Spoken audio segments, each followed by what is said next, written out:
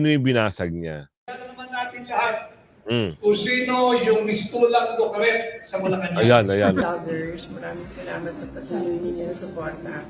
May God bless you and advance Merry Christmas sa inyong lahat. Attorney, kanina po sa press ko ni PBBM, sinabi niya na hindi kasama si Martin Romualdez yung pinsan niya sa kakasuhan dahil wala daw pong ebidensya nakikita. Ano pong reaction niyo po dito, Attorney?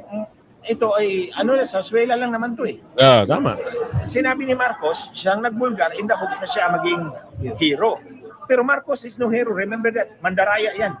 Yung mag-asawa na yan, si Bongbong Marcos at si Lisa Marcos Mandaraya, hinahamon ko nga yan eh. Nako. O sinabi ko Mandaraya ko, public yan ha, paulit-ulit kong sinabi. Kung wala kayo, kahit Noong 2018, si Tatay Digong na dapat daw siya magpa-drug test at dahil siya daw ay nagpa-drug test na, ang sabi ko, hala ng bayan naman si Tatay Digong. Yes. Good morning mga kasama. Nandito na naman si Kuya Goods nagbabalik. At syempre, kung di ka pa nakasubscribe sa ating channel, subscribe na lang po at hit mo na rin yung bell para updated ka sa ating mga video. Red notice ho para kay Attorney Harry Roque. Ngayon na sinisimulan at tinatrabaho itong si Attorney Harry Roque kung kailan mainit na ang usapin. Para saan? Talaga bang kailangan na nilang pagtakpan ang issue na nangyayari ngayon? Kaya Attorney Harry Roque sila nakatuon. At COMELEC maghahain ng show cause order laban kay Senator Rodante Marcoleta. O ganyan sila tumirada. Titirada sila, bibigyan nila ng atensyon ngayon yung mga kalaban nila. Kasi hindi sila makausad eh. Pag andyan si Senador Marcoleta eh. Subukan nyo lang, sabi ni Aling Ledesma. Baka yan na yung matindin yung gagawin kay Senador Marcoleta. Pero ang balik niyan, sigurado yan. Pag ginawa nyo yan at meron kayong gawin na pagpapatalsik o kasuhan man o mawala sa pesto si Senador Marcoleta, galingan nyo ng galingan. Baka last nyo na yan. Na ano, Kuya Goods? Hindi nyo masasabi kasi sa dami-dami ng mga kapatid na INC na nakasuporta kay Senador Marcoleta. Tapos show cause order. Para saan? Di ba isang malinaw na panggigipit yan? Bakit hindi nila bigyan ng show cause order yung mga hindi nanalo pero nakaupo? Diba? Andyan sila Hindi naman daw binoto ng taong bayan pero andyan. Wala silang pasisilip, wala silang silip na ginagawa. Ang sinisilip ngayon nila, nagbibigay sila ng time nila dito kay Senador Marcoleta. Senador, umpisahan mo na, para makita nila yung mga pinaghahanap-hanap nila. Attorney Rodriguez may binasag na lukarit ng Malacanang. Naku, sino kaya yun? Kilala nyo naman kung sino yung lukarit ng Malacanang. At isang abogado may mensahe rito. Abangan natin yan Ito, maagang Pampasko sa Malacanang. Nagbigay na mensahe sa Christmas tree lighting ceremony sa palasyo. Pero hindi kayo, wala kayong inaambag doon sa mga nasalanta ng bagyo, baha, lindol dyan sa Visayas, Mindanao. Ano kayo? Puro kayo paandar. Simulan na natin dito. Attorney Harry Roque, pasok. Hiniling na ng gobyerno ng Pilipinas sa Interpol ang paglalabas ng red notice laban kay Harry Roque. Kaugnay po yan ng kinaharap niyang reklamong qualified human trafficking sa Pogo Scam Hub. Nasa frontline ng balitang yan, si Carrie Cato. Kinumpirma ng Presidential Anti-Organized Crime Commission o PAOC na humiling na ng red notice ang Pilipinas sa International Criminal Police Organization o Interpol laban kay dating presidential spokesperson Harry Roque. Ang red notice ay international alert na ipinadadala sa mga bansa para hanapin at arestuhin ang isang tao. Kabilang daw sa mga batayan sa hiling ang pagkakasangkot umano ni Roque sa Pogo Hub scam na Lucky South 99 sa Pampanga. Dalawa ang basis po natin for requesting an international arrest warrant, a red notice. Yung warrant of arrest na inisyu sa kanya para doon sa isinampa naming qualified trafficking in persons charge based on the Porac Pampanga raid.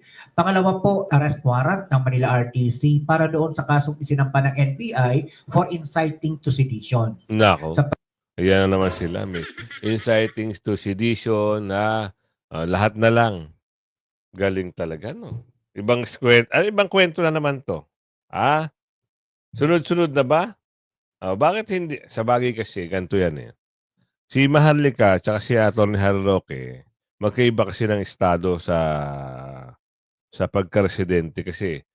Kaya kaya madali nilang magagawa yan kay Atty. Harry Roque kasi si Atty. Harry Roque ay still seeking for na asylum, no? Hanggang ngayon hindi pa lumalabas yung desisyon na nag-grant na yung kanyang asylum. So meaning to say, isa siyang alien pa rin, no? Hindi kagaya nito ni Maharlika na isang citizen ng Amerika na hindi nila basta-basta magagawang kunin. Eh, nagtataka lang tayo, bakit agad-agaran nakuha nila si Tatay Digong na isang malaking kawalang respeto, isang malaking bawal kasi yun eh. Di ba? Ngayon, ang tanong doon, ano ba ang totoo? Ang nangyari ay sinurrender o yung tinatawag na extradition? Tama ba? Extradition. Oh. Ano ba ang pag-amin doon? Ang sabi ni BP Sara doon, yun ay hindi maganda, hindi kaaya-aya. Ang tawag doon pagkikidnap. Di ba? Dapat ginawa nyo, binigay nyo yung due process si Tatay Digong nung panahon na yung inaaresto nyo. Eh, wala eh. Ganun talaga. So, dito sila nakatuon ngayon kay Atty. Harry Roque para saan? Gipitin. Oh, maski si Senador Marcoleta, gagawa na nila ng kwento. Oh, ang alin, paano to nangyari? Ito ay usapan kung saan hindi raw inamin ni Senador Marcoleta yung mga nag-donate. Bawal daw yun. Talaga? Bakit yung iba pwede? Basta kampi nyo, pwede. Pagkalaban nyo at kumakalampag sa gobyerno, bawal. Ganun ba yun? Nagtatanong hulang kami. Baka mamaya uminit ang ulo nyo. Alam naman namin ng mga karakas nyo. Kayo yung mga dorobo ng bayan. Na gusto lang ay kumamkam. O, pag kayo ay kinakastigo ng mga senador na magagaling at mga abogado magagaling, ayan kayo ngayon. Babawi kayo. Binabawian nyo sa pamamagitan ng mga gantong estratehiya. Maghahain ng show cause order, papa-aresto. Napatunayan. Naku, meron pa pala. Merong lumalabas na marami pong masasangkot talaga.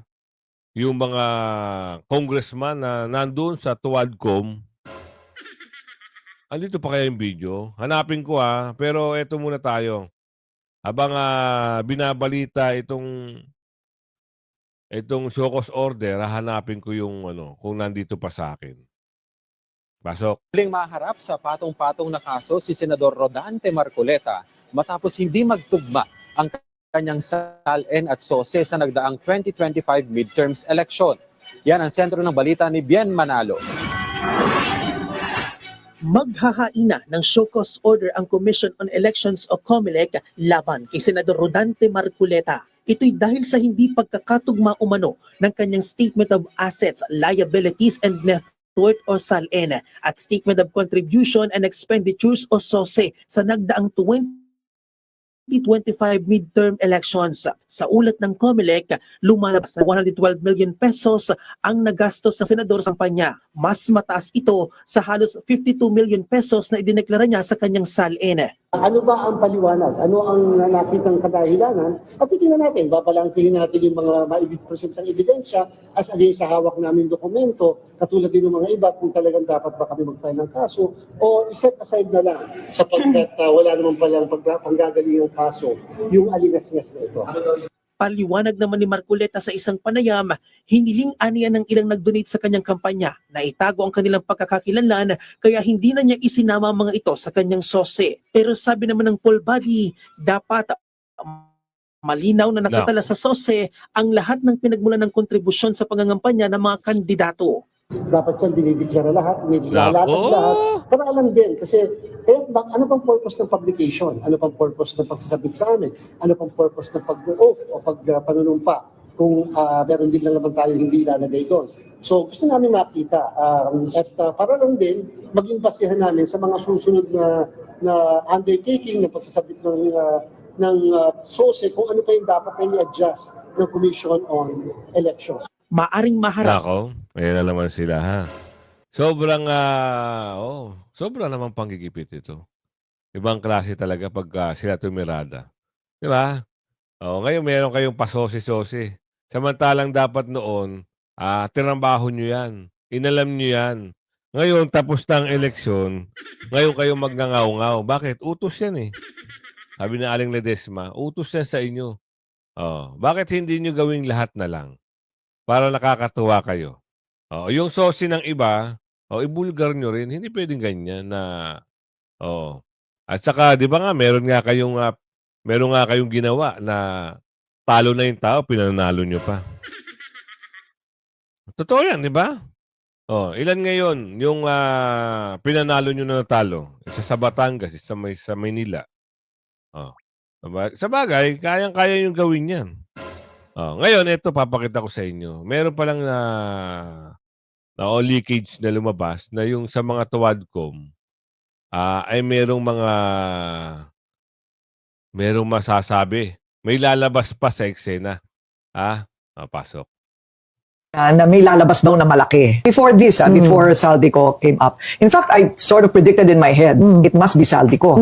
Kung malaki ito, doesn't that mean na matagal na rin siyang tinrabaho ng oposisyon, naabutan siya, kinumbinsi, may concession, anong kapalit ng kanyang pangungumpisal na ganyan? Hindi ko alam kung naabutan siya ng oposisyon. Yung sense ko parang sarili niya kasi lumiliit na ng lumiliit yung kaya niyang galawan. Di ba makikita mo sa daming OFW dito sa mundo, ilang beses siyang nakuna ng litrato kung nasan siya. Ilang beses sinabi ang flight niya, ganito, ito ang flight number, ito ang seating niya. Di ba? Amazing yung mga Filipino communities outside. So, ang sense ko, dahil may threat na sa buhay niya, dalawang anak niya naiwan dito kasi walang passport, may threat sa mga buhay nila, ang mga ari-arian niya kinonfiscate. So, sa tingin ko, siya mismo nag-decide. Kung saan babagsak, hindi natin alam. Kaya nga, ang parati kong sinasabi, buuin na yung kwento. Kasi yung parang susunod na kwento, tungkol sa mga congressman. Meron pa? Oo. May part 4? Oo. Tapos, ang nagsabi sa akin ng isang politiko rin, tingnan mo yung video 1, naglabas siya doon ng 8 pages na proof ng insertion. Yun daw in connection with the Quadcom and the impeachment. Sabi ko sa mga staff ko, dalian yung pag-aralan talaga kung talagang totoo yan. Eto na. Dito na tayo magkakaalaman.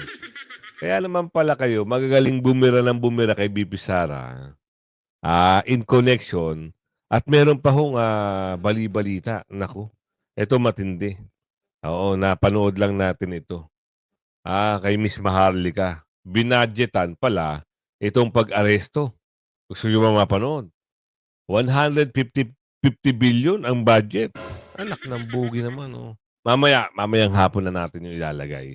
At dito, in connection sa Tuwadcom, kaya pala magagaling silang bumira na kahit talagang magsinungaling sila.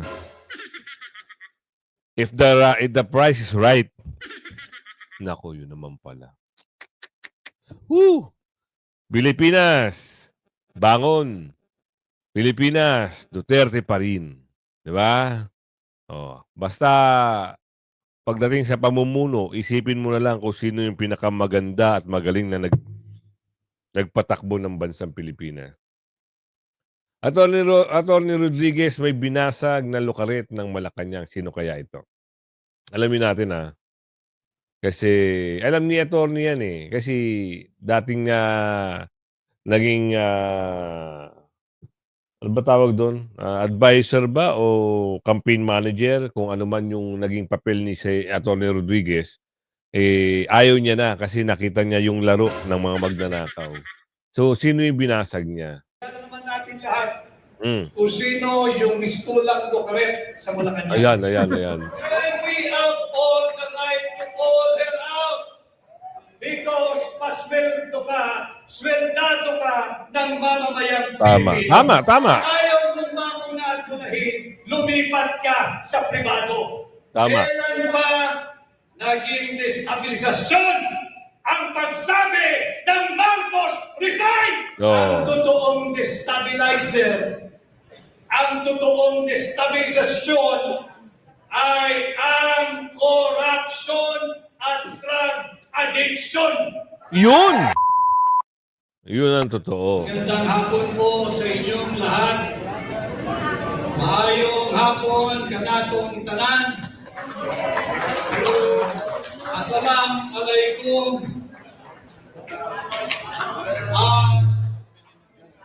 Yun ang hindi ko na isulat, ang bebo. Tanggapin ko na lang ang aking pagbati at ang Ilocano. Good afternoon po sa inyong lahat. Mahal ninyo, mahal natin lahat ang Pilipinas. Mahal natin ang Pilipino. Kung kaya't naririto tayo kahit araw ng linggo, nagsasama-sama sa paglulunsad ng Save the Philippines Coalition. And in this afternoon's event, I am tasked to share my views of our national situation at this critical juncture of our republic. Lahat tayo ay mulat sa nagaganap sa ating bansa. But just the same, pag-usapan muna natin ang ating ekonomiya. Yan. Under Bongbong Marcos Jr., our country has sunk and the economy has taken a serious and solid hit due to massive corruption and looting of people's money, looting of public funds. These are not my words. I'm just re-echoing the words of no less than his fellow leader, the President of South Korea, President Lee Jae-myung.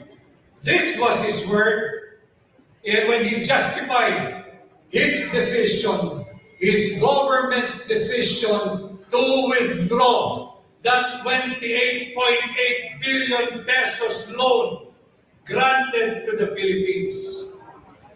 Binawi niya ang pautang na yan dahil sa massive corruption at looting of public funds na nagaganap sa ilalim ng administrasyon ni Bongbong Marcos Jr.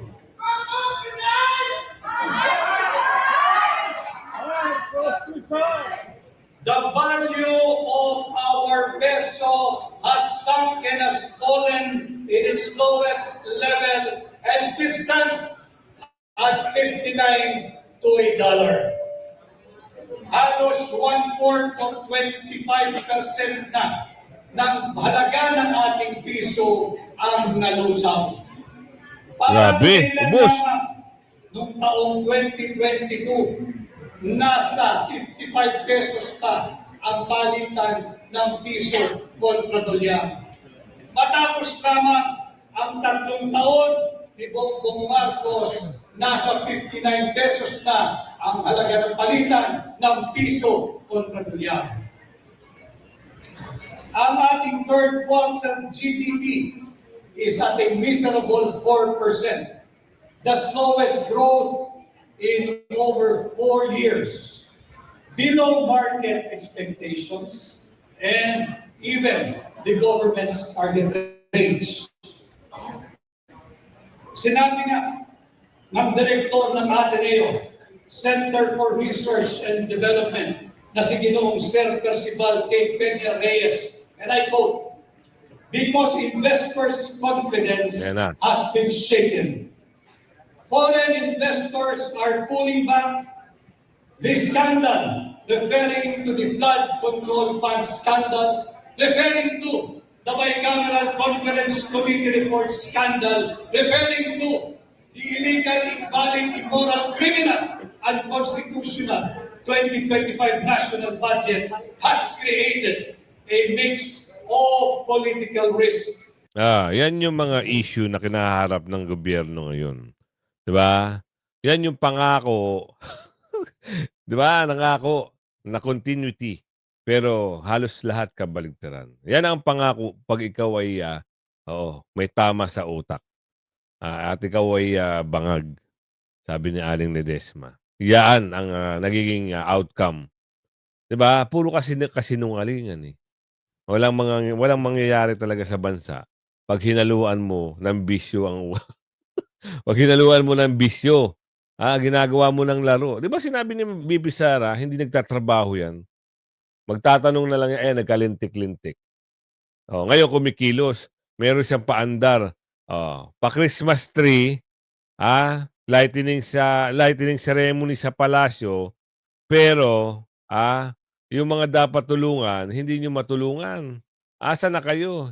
Naantay kayo ng mga taga Cebu at mga taga And once Visayas. again, welcome to our Christmas tree lighting program. And what can I say? Of course, we have to thank the Alice, the prima donna of Philippine dance, Alice Reyes. Thank you very much for always. Ewan ko sa'yo, bahala ka. What can I say? Ikaw ang nagsasalita dyan. Tulungan mo muna, sir, boss, manager, Mr. President. Tulungan mo muna yung mga yung mga nasalanta. Kawawa, wala pang bahay yung iba, magpapasko. Pakiusap lang ho, Dahil hindi naman maganda siguro, binadgetan nyo ng binadgetan. Marami ang naghihirap. Binadgetan nyo yung magandang yung barricade sa Menjola, naka-level up, tatlo-tatlo, bagong pintura, bago lahat. Yung lightning, wala pang anong petsa pa lang, dapat diyan mga 30, saka nyo na binuksan yung lightning. Kaso nga lang, ang tanong doon, maganda ba? Merry ba ang Pasko ng mga taga Cebu? Pasko ng mga taga, yung nasalanta ng baha at lindol. Merry ba? Diba? Ito binuking sikreto ni Bakokang, ni Bungak, ano pangalan nun? Ni Penguin, grabe, sinupalpal ni Atty. Glenn Chong. At BP, salamat si BP Sara ho ay nagpasalamat sa atin. Na-mention niya lahat ng mga Duterte vloggers, pinasalamatan niya at binati niya ng Merry Christmas. Salamat po, BP, at Merry Christmas sa iyo at sa iyong pamilya at kay Tatay Digong. At sana sa 28 ay marinig na namin ang kagalak-galak na mensahe na papauwi na si Tatay Digong. Pasok, BP. Sa mga Duterte vloggers, maraming salamat sa patuloy ninyong suporta. May God bless you and advance Merry Christmas sa inyong lahat. Salamat din po at uupo ka na. Wait ka lang. Uupo ka ng pagka-presidente. Malapit mo nang palitan yung binudol ka at binudol kami. Kung hindi naman kasi dahil sa UBP, hindi namin boboto yan. Pero ganun pa man, siyempre, andito tayo kay Atty. Glenn Chong na alam ko, isang rin to dati. Isang maka-BBM din to, pero ngayon, wala na talaga. Lahat inayawan na si Bonget. Bakit daw? Attorney, kanina po sa press ko ni PBBM, sinabi niya na hindi kasama si Martin Romualdez yung pinsan niya sa kakasuhan dahil wala daw pong ebidensya nakikita. Ano pong reaction niyo po dito, Attorney? Ito ay, sa swela lang naman to eh. Tama. Sinabi ni Marcos, siyang nagbulgar in the hopes na siya maging hero. Pero Marcos is no hero. Remember that, mandaraya yan. Yung mag-asawa na yan, si Bongbong Marcos at si Lisa Marcos Mandaraya, hinahamon ko nga yan eh. Nako. Sinabi ko Mandaraya ko, public yan paulit-ulit kong sinabi. Kung wala kayo, tie-up. Yes ma'am. Hinahamon ko yung mag-asawang Marcos. Kung hindi totoo yung sinasabi ko, kasuhan niyo ako. Bakit ayaw niyo akong kasuhan? Dahil mabubuking kayo. Sino nasa aparato? Ako yun. At hindi ko kayo titigilan. Hindi ko kayo titigilan because the the stakes are so high, the future of the Filipino. Sinalisay ni Atty. sa veterans yan. Harap-harapan. Oh, so hindi tayo magpapatalo. Huwag kayong maniwala kay Marcos Cormal, sasabihin niya, by the way, hindi totoo na malinis si Marcos. Tulad di ba? ng sinabi ko dati, nag-congressman din ako. Nang nag-request ako ng insertion for mobile clinic, kasi gusto ko bumili ng mobile clinic, dadalhin ko yung ospital sa barangay ko. Kung congressman ba ako, bumili na ako ng isa pero kulang. So nag-request ako ng isang additional 10 million yun. Hindi ang committee chairman ng appropriations ang kinausap ko. Kinausap ko si Speaker Nograles. Kasi alam ko ang speaker magdidikta sa appropriations committee chairman. So nung sinabi ko kayo, kinausap ko si Nograles, sinabi niya sibigyan kita. Binigyan ako, inorderan yung committee chairman. Kaya lahat ng insertions ni Saldico may approval ni Romualdez yan. May approval ni Romualdez yan. So hindi pwedeng sabihin ni Marcos Jr. na malinis yung kanyang pinsan. And I have a personal experience with Martin Romualdez. Yung 528 billion projects na nawala. Itong sinasabi nila ngayon, attorney, na destabilization daw. Marami po nagsalita na baka tinakot lang nila yung tao para hindi sumama sa rally. Kasi sinasabi nila Jose Claire Castro na yung mga destabilization na doon sa listahan ni Ramon Tulfo nga na pinalabas nila bago itong malaking rally ng INC. Tinatanong ko nga si Lisa Marcos, bakit wala ako dyan sa destabilization list ninyo? Tinitingnan, hanap ko nga, nasa bang pangalan ko dyan? True enough, hindi nyo ako pwedeng kasuhan ng destabilization. Bakit? Wala naman kayong karapatan manungkulan dyan eh. Dinaya nyo yung eleksyon eh. So anong i-destabilize yun? The biggest destabilizing factor is Marcos Jr. for cheating the elections. So, hindi ako ang destabilizer, hindi kaming nasa listahan. Wala nga ako doon sa listahan. Hinahanap ko nga. Pero ito yung masasabi ko, si Marcos Jr. ang number one destabilizer ng politika ng bansang ito. By cheating the elections, I repeat that again. Dinaya ni Marcos ang kanyang eleksyon. I stand by my accusations. Sige, pumasok kayo. Tingnan ano na? Ngayon kayo pagtanggol nyo yung amo nyo. Mga bulager, pasok. Ngayon ito, lumabas sa bibig ni Attorney Glenn Chong na nandaya sa eleksyon. Itong kampo ni Bongit. Ayan malinaw sa malinaw. Ngayon, kasuhan nyo si Attorney Glenn Chong kung kaya nyo. Marami pang ibubulgar yan. Maraming alam yan si Attorney Glenn. Di ba? Hindi natatakot yan. Matagal niya nang hinihintay na kasuhan siya, kaso wala talaga. Kasi pag kinasuhan nila si Attorney Glenn Chong, sigurado sila. Mula una hanggang puwitan, lalabas ng kanilang baho. Totoo. Maraming alam. So, ito si Attorney Harry Roque, sagot niya kay Baluktod. Siya ang taklara ang bibirahin niya rito. Ang taklara, eto na. Paras kayo abogado. Magkasuhan kayo. Pasok. Kung hindi para sa bansang Pilipinas. Siyempre po, I'm feeling the heat dahil magpapasko na at nag-iisa pa rin ako dito. No? Well, hindi naman po talaga ako tunay na nag-iisa dahil maraming mga nagmamahal sa akin dito ng mga Pilipino na supporters din ni Tatay Digong. At siguro kung hindi dahil sa kanila, matagal na talaga ako nabuang.